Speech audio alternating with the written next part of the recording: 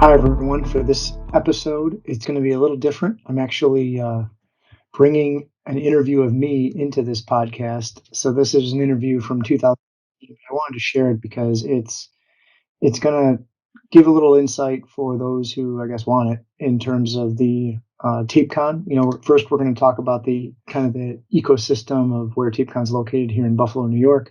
Overview of Tapecon, past, present, future. We're going to deep dive into some discussions on our capabilities in the printing and converting space and some of those technologies, market and customer segments that we're serving, workforce development challenges that we're facing and how we're dealing with them, and how we're kind of overcoming some of those challenges. A little bit on the Tapecon culture. We're going to talk about the vision of where Tapecon's heading in the future. So kind of an inside out podcast where I'm on the I'm the interviewee this time, and just thought I'd give a different perspective. So I hope you enjoy it. And without further ado, here's my interview from FuzeHub, which is a New York State based manufacturing support organization, interviewing me in 2019. Thanks and enjoy.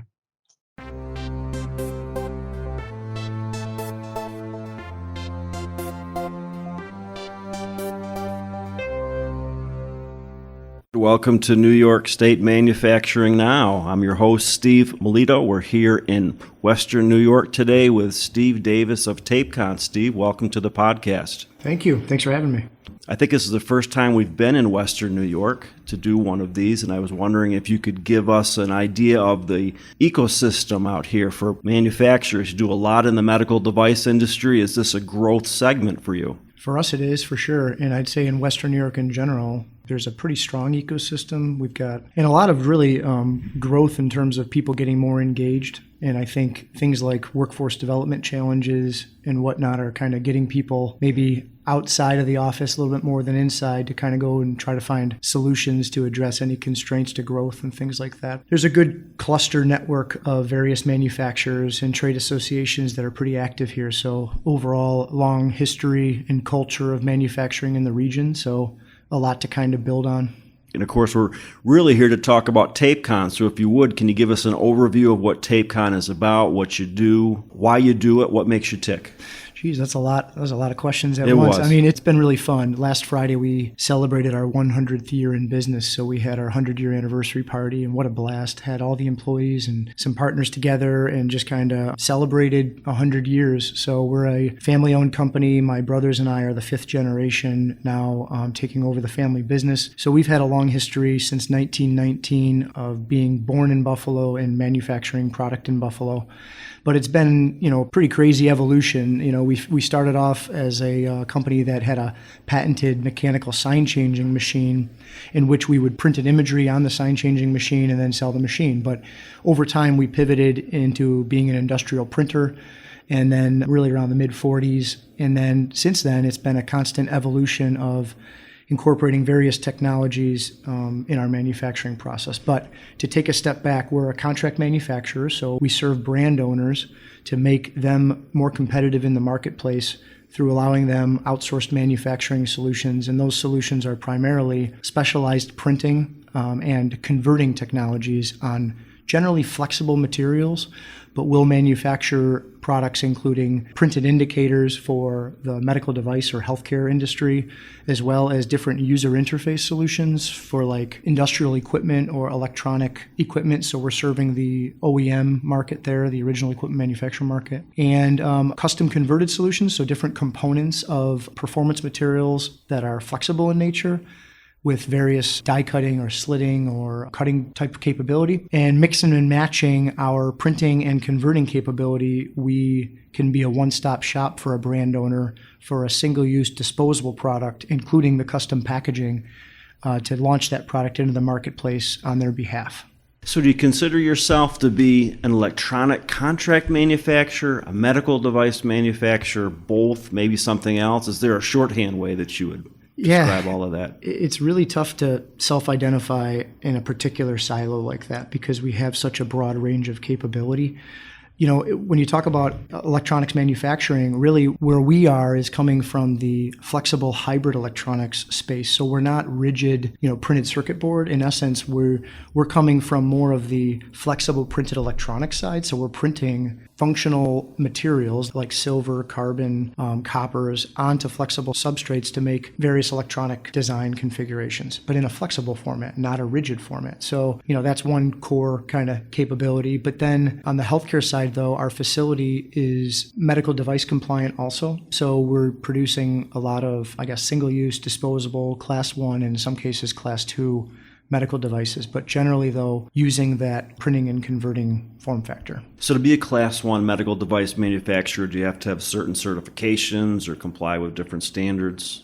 Yeah, it's all FDA at the end of the day, but our ISO registrations, we have two 9001 in the new 2015 standard, and then we are ISO 1345 in the latest standard also. So both of those ISO registrations really put us in a position to serve brand owners in the OEM market, both on the medical device side as well as the industrial side. And industrial is kind of a big catch-all. We have some aerospace application and some various little niche markets that we're serving. And are most of your clients in New York State, or are they national, maybe even international? All of the, I'll say bill to addresses are national, so our primary customer base is in the States. However, our ship to addresses can go international because, they have various locations and we're shipping into those various locations. But future-wise, as that national base looks to be more globally competitive and get a footprint in other international markets, we are looking at establishing relationships throughout the globe so that we can offer manufacturing localization support in the market locations that they want to expand. So it sounds like you're on a path for growth. What are some constraints to that growth? Is workforce a challenge? Workforce is absolutely a challenge. It's going to continue to be a challenge. I think it's our single most largest constraint when it comes to growth. If we're going to forecast growth, when I look at constraints, it's probably number one. So, obviously we're doing a variety of things to get ahead of that and not have it hurt us. Okay, good. And earlier we talked about you're working with some local schools, so you're making an effort to get out there and do that. Is there any advice you'd have for other companies that are struggling with the workforce? And believe me, there are many. Well, get out there and talk. One of our core values is connect and collaborate. So I like to think that core value is almost our best salesperson and just best representation of our company, because whether you're on the management team or in the, just an employee in the factory or wherever at Tapecon, I feel like everyone is out meeting people and finding opportunities. If people are willing to go out and collaborate, then there are plenty of resources and training centers looking for those industry partners. So, if someone has a workforce development problem and their solution is to wait for that problem to go away or to have someone else solve that problem for them, I think their head's in the clouds. And it really starts, getting outside and meeting those people that are making an impact and aligning your business strategy to the business strategies of people that are involved in training centers or other type of institutions. So in terms of workforce, you are a well-established company. You've been around for years. 5th generation, that's remarkable. Oftentimes, companies don't get past the 3rd.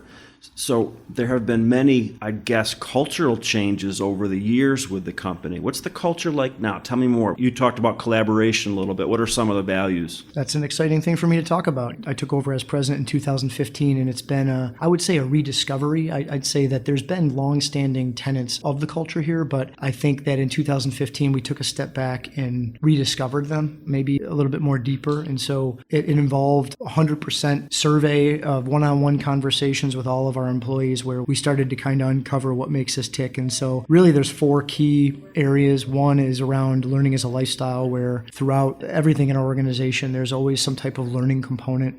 There's an improve it spirit in our company. It's where we fit. In the ecosystem of a contract manufacturer, you're serving the needs of a brand owner, and things move fast around here. So, and you need to improve things pretty fast. So that's another core leg of the stool. Connecting and collaborating, I already mentioned about, both inside and outside the organization. And then we have a core value called embrace the challenge, which is really about just having, a sense of grit to some of the challenges that can come in every day, because our customers' challenges at the end of the day are our challenges. So just embracing that and dealing with it. So those those four, I guess, core values are really driving how we act toward each other inside the organization, how we're interacting with customers and various things. So it's been a lot of fun going through that process, rediscovering that, because I think it's created a new sense of excitement here in the past few years. So you mentioned customer challenges and they become your challenges. Do you work with startups? We'll work with everybody, right? So yeah, we do. Obviously, there's a different process to, I think, vet the, I don't want to say feasibility, but really kind of vet the partnership and whether that's a good partnership to engage in. There's some different questions to ask and different discovery. But yes, we do work with startups. And are there particular qualities that you look for? For example, some contract manufacturers will tell us we only work with startups depending on who's their board or who their advisors are. Do you look at those type of things?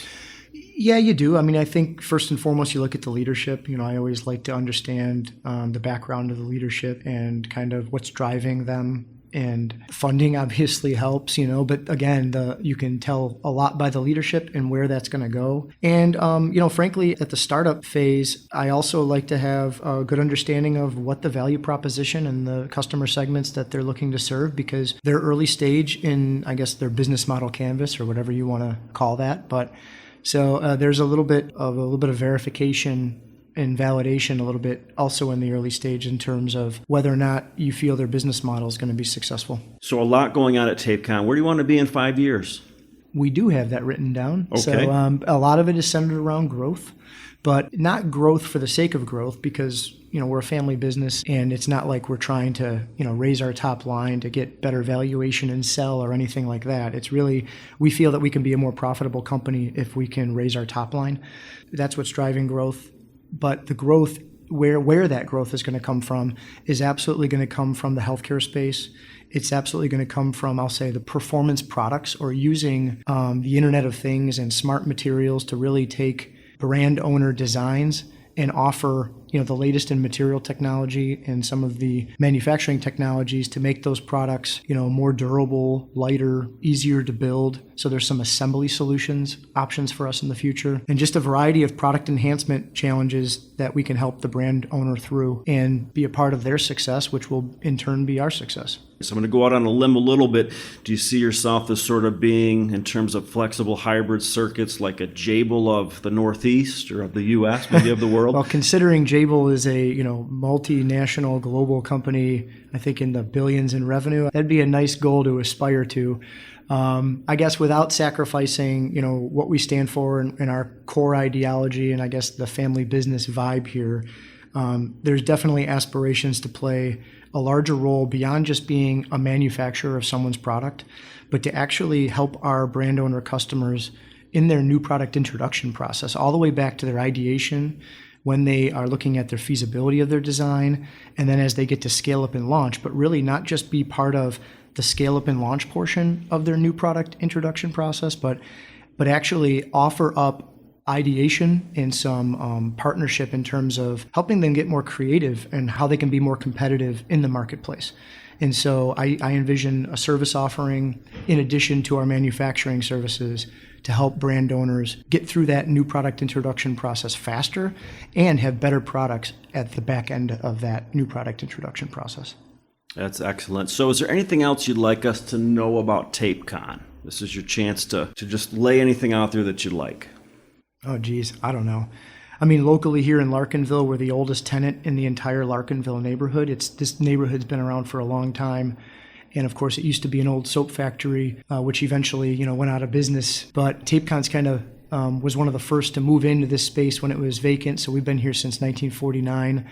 And so we are the oldest tenant in the entire Larkinville district, which we're really proud of, even though our initial factory was actually located down by Canal Side. So where you can go ice skating down in the city of Buffalo, stone's throw away, kind of near Pearl Street Brewery, like between Pearl Street Brewery and Canal Side, is where our original factory was from 1919 to the 40s. And so, I should go maybe stick a plaque in the ground or something to put it there if someone will let me do that. But I guess some people don't know maybe how far the history really goes back, and I guess the commitment we've had to the city of Buffalo and how we've been part of the revitalization of Larkinville. It's a great story. Thank you for sharing all of it with us. And we're here with Steve Davis of Tapecon.